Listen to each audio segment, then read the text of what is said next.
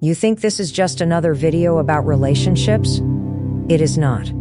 This is the conversation no one is brave enough to have. The one that calls out the silent battles, the hidden resentment, the emotional chaos behind the phrase we have all heard too many times. Women cannot live with them. Cannot live without them. You laugh when you say it, but deep down, you know there is truth hiding under that sarcasm. Truth that stings. Truth that hurts. Truth that every man and every woman needs to hear, whether you are in love, falling out of it, or terrified to even try again. This is not about blame. This is not about sides. This is about the real reason love feels so impossible sometimes. This is about the emotional tension that no one talks about, the expectations no one voices, and the unhealed pain that keeps leaking into your connection, your conversations, your silence. You want love, but it feels like a war. You want peace, but every day feels like emotional survival. And if you are being honest, brutally honest, you are tired of pretending that everything is fine. So let me ask you something. Are you really ready to hear the truth? Not the filtered version, not the sugar-coated version, but the version that will shake you, that will expose you, that will force you to see yourself, your partner, and your past with eyes wide open, because that is what it takes to break the cycle. That is what it takes to finally stop repeating the same patterns and wondering why everything keeps falling apart. You are not broken. Your partner is not your enemy, but the way you have been doing relationships, the silence, the pride, the fear, the ego, that is what is tearing you apart. And if you are willing to sit with that discomfort, if you are willing to go deeper than surface level advice, then what you are about to hear will not just change the way you love. It will change the way you understand yourself. This is the most honest conversation you have never had. And by the end of it, you will never look at love the same way again. Let us get brutally honest about this phrase. Women cannot live with them. Cannot live without them. It has been tossed around for generations like some tired joke, a lazy punchline used by men in bars, in sitcoms, or during awkward conversations when they do not want to deal with emotional tension. But this phrase is not harmless. It is not funny. It is a mirror, reflecting something deeper, more painful, and emotionally chaotic than most people want to admit. This phrase is not about humor. It is about contradiction. It is about confusion. It is about an entire culture that has failed to teach men and women how to understand each other, respect each other, and actually connect. When someone says, cannot live with them, cannot live without them, they are not telling a joke.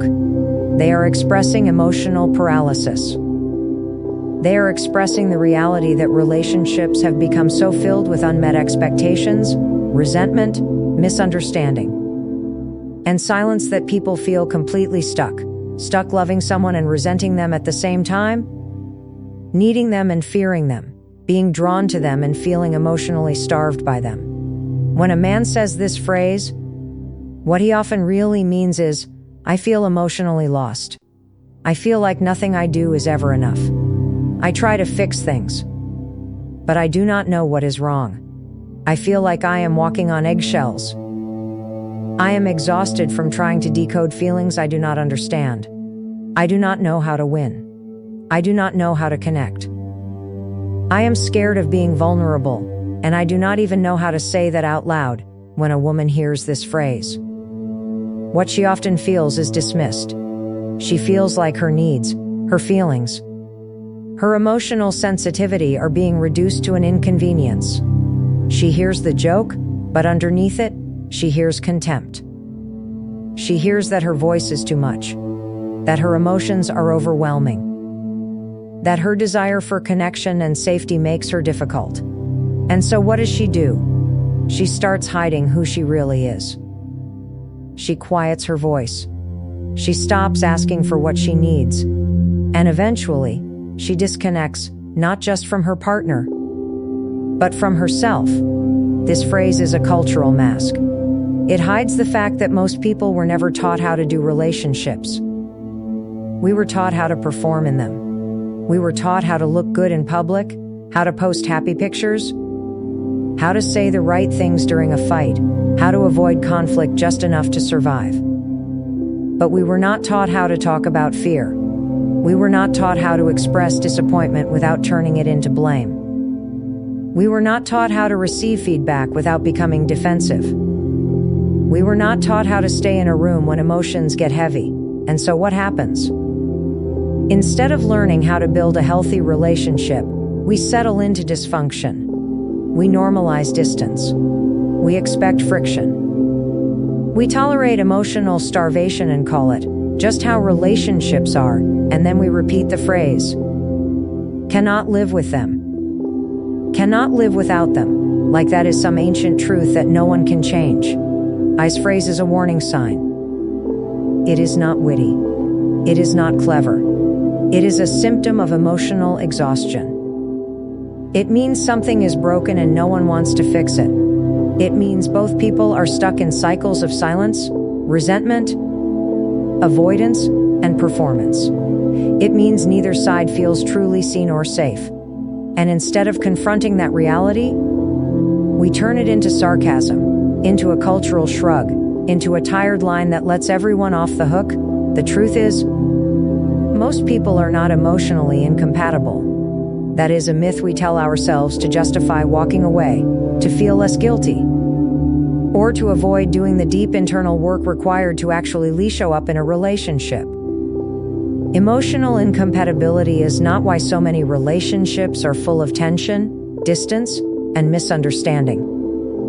The real problem is emotional illiteracy. People simply do not know how to speak the language of emotions, their own or someone else's. From a young age, most of us are taught how to walk, talk, read, and write, but no one teaches us how to identify our feelings, regulate them, or express them in a way that builds connection instead of conflict. We are not taught how to listen with empathy. We are not taught how to soothe without suppressing. We are not taught how to validate someone else's emotions without trying to fix or dismiss them. And because of that, when we enter a relationship, we are already emotionally unprepared for what real intimacy actually requires. So here is what happens. One person expresses sadness, frustration, or fear, and the other person hears it as blame. Instead of responding with curiosity or compassion, they shut down. They get defensive. They change the subject. They walk out of the room. Not because they do not care, but because they were never taught how to stay in emotional discomfort. They were taught to avoid it, numb it, or run from it. And when both people do that long enough, the relationship begins to rot from the inside out. This emotional illiteracy is often mistaken for incompatibility. People say, "We are just too different," or "We see things too differently," when what is actually happening is that neither person knows how to listen without trying to win. No one knows how to take ownership without collapsing into guilt or shame. No one knows how to communicate a need without sounding like a demand. And so the relationship feels unsafe. Not physically unsafe, but emotionally unsafe. People stop being honest. They stop being vulnerable. They start hiding what they really think, what they really want, and what they are really afraid of. And then the resentment builds. The distance grows. The intimacy fades. People confuse this for incompatibility, but it is not that. It is to people who never learned the skills required to hold space for each other as humanity. It is to people trying to love each other without the tools to actually do it. ICEs were phrases like, "cannot live with them." "Cannot live without them" exist because we are in relationships where there is love, but no emotional fluency. There is attraction, but no communication. There is commitment, but no real connection. People are stuck in patterns of miscommunication, unspoken expectations, and constant emotional withdrawal. And they do not even know how they got there. The truth is, Emotional intelligence is not optional if you want a healthy relationship. It is not a luxury or a bonus. It is the foundation. It is the difference between a relationship that thrives and one that slowly dies while both people stay physically present but emotionally absent. And emotional intelligence is not some rare gift that only therapists or sensitive people have. It is a skill. It is learnable.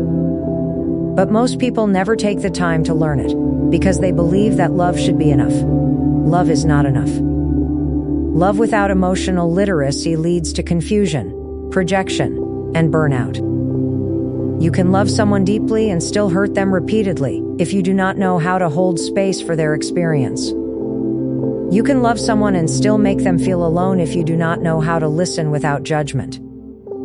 You can love someone and still lose them if you never learn how to regulate your own emotions instead of punishing them for triggering you. When people get into relationships, they think they are bringing themselves into the partnership. But what they are really bringing is a full suitcase of unspoken expectations, childhood wounds, insecurities, and unresolved emotions. Most of the fighting, disconnect, and tension in relationships does not come from the other person being wrong. It comes from two people clashing over invisible stories they have never said out loud. The relationship becomes a battlefield. Not between partners, but between what is real and what has never been dealt with. You are not fighting your partner. You are fighting the story you created about what love is supposed to look like. You are fighting the belief that they should already know what you need without you having to ask. You are fighting the ghost of your past, the parent who abandoned you, the ex who betrayed you, the version of yourself that felt unworthy. And every time you feel ignored, dismissed, misunderstood, or not prioritized, that pain does not come from the present moment. It is echoing from something deeper, something much older, something that you buried because no one ever told you that it was your job to heal it before you handed it to someone else. Most people walk into relationships with a long list of silent expectations. They expect the other person to validate them, to read their mind, to always be emotionally available in the exact way they need, to never trigger their insecurities, to repair every single wound they have carried into adulthood. And the moment the other person fails to do that, which they always will, because they are human, they are labeled as emotionally unavailable, distant, selfish, or cold. The problem is not always the partner. The problem is that we are often asking another person to do the emotional labor we are not willing to do ourselves. Unspoken expectations are emotional landmines. The other person never sees them coming, and the moment they step on one, the explosion is loud, painful, and confusing. Suddenly, a small miscommunication turns into a massive argument. A forgotten text becomes proof of rejection. A delayed response becomes an emotional betrayal. The partner stands there, confused, asking, "Why are you so upset?" And the truth is, even you may not know why. Because the reaction is not about the moment. It is about everything that moment represents to you emotionally, psychologically, and historically. And this is exactly why relationships become so emotionally exhausting. People are not just loving each other. They are managing the emotional weight of each other's unresolved pain. They are trying to meet invisible standards that have never been clearly communicated.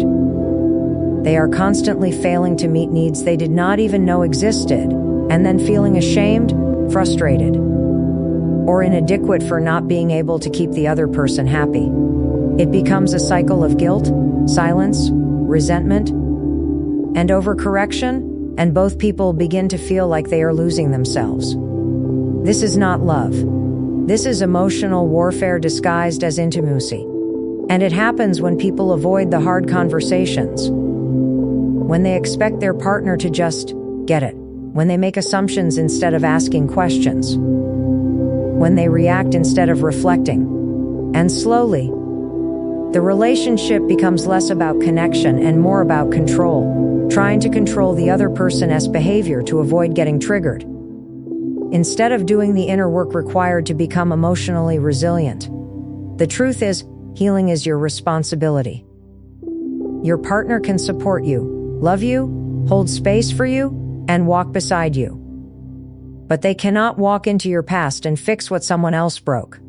That is your job. And until you own that, you will always find yourself in relationships that feel heavy, chaotic, and unfulfilling. You will always interpret normal human behavior as personal rejection. You will always ask more than the relationship can carry. And you will always find yourself repeating the same cycle, with a different face. Wondering why love always feels like a fight. Most people walk into relationships looking for comfort. They want safety. They want peace. They want someone who will accept them exactly as they are, without conflict, without pressure, without friction. That desire sounds beautiful on the surface, but what it often hides is a deeper fear of change, a resistance to being challenged, a reluctance to grow. And this is where love gets misunderstood. Because real love is not about staying the same. It is about becoming. It is about evolving. And evolution is never comfortable. Real love is not supposed to make you feel comfortable all the time. It is supposed to expose you. It is supposed to show you the parts of yourself you would rather keep hidden. It is supposed to reflect your patterns, your limitations, your emotional blind spots. That is not dysfunction. That is growth. But most people do not want to be mirrored. They want to be praised. They want to be coddled.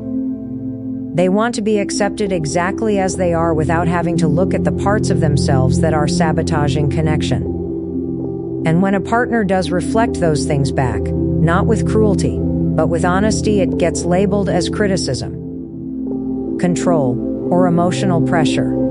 The truth is, a healthy relationship will make you deeply uncomfortable at times. It will trigger your insecurities. It will call you out when you are playing small, shutting down, or avoiding responsibility. It will challenge the stories you tell yourself about love, about worthiness, about what it means to be enough. And it will not always feel good, because growth never feels good in the beginning. Growth feels like resistance. It feels like friction. It feels like conflict. But underneath that conflict is a doorway to transformation. If you are willing to walk through it. The problem is, most people mistake discomfort for incompatibility. They think if something feels hard, it must be wrong. If a conversation is painful, it must mean the connection is broken. If they feel triggered, it must mean the partner is toxic. But discomfort is not the enemy. Discomfort is information. It is a signal that you are being invited to face something you have avoided. It is a chance to become more emotionally intelligent, more grounded, more self-aware. But instead of leaning into that opportunity, people pull away. They disconnect. They blame. They leave. Not because the love is not real, but because they are not ready to grow. This is why so many relationships feel stuck. One person is ready to evolve and the other is still chasing comfort. One person is doing the work and the other is resisting change. And instead of growing together, they start growing apart. The connection becomes stagnant. The communication becomes shallow. The intimacy fades. Not because love died, but because the people inside the relationship refuse to let love stretch them into a better version of themselves. Love will stretch you. It will force you to look at the way you shut down during conflict. It will make you confront the part of you that equates vulnerability with weakness. It will challenge the belief that you have to be perfect to be worthy of love. It will bring up fear, jealousy, insecurity, and doubt. And that is not a sign that the relationship is failing. That is a sign that it is working. That is a sign that you are finally in a relationship that has the power to transform you. If you have the courage to let it. People say they want deep love, but what they really want is convenience. They want someone who fits into their existing patterns instead of someone who challenges them to grow beyond those patterns. They want passion without confrontation, intimacy without emotional labor, commitment without sacrifice. But love is not easy. Love is not frictionless. Love is not supposed to keep you comfortable. Love is supposed to make you rise. It is supposed to make you uncomfortable enough to shed the emotional armor that has kept you disconnected, defensive, and small for most of your life. Most people think the tension in relationships is about men versus women. They believe it is about gender roles, emotional needs, or personality types. But the truth runs deeper. The real battle inside most relationships is not about who is right and who is wrong. It is not about masculine versus feminine. It is not about emotional versus logical. The real battle is between ego and vulnerability. That is the silent war being fought in every argument, in every miscommunication, in every moment where connection breaks down and silence takes over. The ego is the part of you that wants to protect itself. It wants to be right. It wants to win. It wants to avoid discomfort at all costs. It tells you that if you admit fault, you will lose power. If you show emotion, you will be weak. If you open up, you will get hurt. And so the ego builds walls. It avoids accountability. It reacts instead of reflects. It defends instead of listens. And it is the number one reason so many relationships end. Not because the love was not strong enough, but because the people involved were more committed to being right than being real. Vulnerability is the opposite. Vulnerability is messy. Vulnerability says, I do not have all the answers. It says, I am scared, I am hurt. I feel alone. Vulnerability is not weak. It is raw. It is brave, and it is the only way real intimacy ever exists. Without vulnerability, a relationship becomes to people performing for each other, pretending they are fine, hiding their pain, and slowly drifting apart while living under the same roof. It becomes a house of silence, a place where no one feels fully known. A relationship where both people feel lonely, even when they are lying next to each other. Ego wants to be seen as strong. Vulnerability wants to be seen as human. Ego shuts down when emotions rise. Vulnerability leans in. Ego keeps score. Vulnerability forgives. Ego seeks control. Vulnerability seeks connection. And the reason so many people feel like they cannot live with their partner is not because the other person is too difficult. It is because the ego cannot tolerate being seen. It cannot tolerate being wrong. It cannot tolerate the reality that love requires surrender. Love requires softness. Love requires you to say, I was hurt, instead of, you are the problem. People are not emotionally exhausted because their partner is difficult. They are exhausted because they are operating in a relationship where both egos are constantly at war. Where apologies are seen as losses. Where vulnerability is weaponized. Where silence is used as punishment. Where every disagreement turns into a competition for emotional dominance. And in that space, love suffocates. Because love cannot breathe in an atmosphere of pride, fear, and avoidance. This is why so many people say things like, I cannot live with them, but I cannot live without them. It is because the love is real. But the egos are louder than the love. It is because both people want to connect. But neither one knows how to be seen without feeling exposed. It is because both people are waiting for the other to go first. To apologize first. To soften first, to listen first. And while both wait, the distance grows. The silence expands. The relationship begins to crumble, not from lack of love, but from lack of vulnerability. The hardest part of any relationship is not the fights. It is not the disagreements. It is not the personality differences. The hardest part is learning how to put down your ego long enough to actually hear the other person. To hear their pain without defending your position. To hear their needs without making it about your own. To hear their silence without filling it with assumptions. And that level of listening requires humility. It requires maturity. It requires the courage to say, I want to understand you more than I want to win this argument. We are not taught how to do this. We are taught how to protect ourselves. We are taught how to dominate, how to escape, how to guard our hearts like a fortress. And that training is exactly what destroys relationships. Because love is not a place for warriors. Love is a place for learners. 4. Listeners. For people willing to break down their emotional armor so they can meet each other in the middle of the mess and say, I am still here. The truth is, most people are not falling out of love. They are falling into patterns of avoidance, of silence, of ego-driven reactions that destroy connection before it ever has a chance to deepen. We keep saying we want love, but what we often really want is to be comfortable, to be unchallenged, to be right. And that is not love.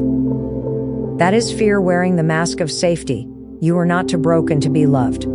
Your partner is not too complicated to be understood. What is missing is the courage to drop the stories, the labels, the jokes we use to hide the pain, and to finally show up fully, honestly, and without the armor.